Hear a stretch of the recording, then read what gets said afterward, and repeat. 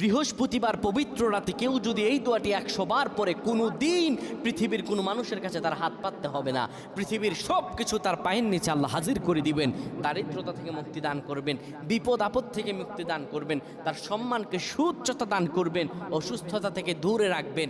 আল্লাহর অশেষ দয়া ও রহম তাকে দান করে দিবেন। সুবহানাল্লাহ। বৃহস্পতিবার রাত এটি গুরুত্বপূর্ণ রাত। এই রাত সপ্তাহে একদিন আসে।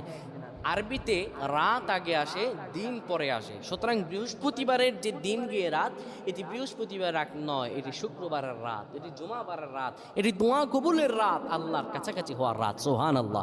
এই বৃহস্পতিবার রাত আল্লাহ তাআলা বান্দার দোয়া কবুল করেন।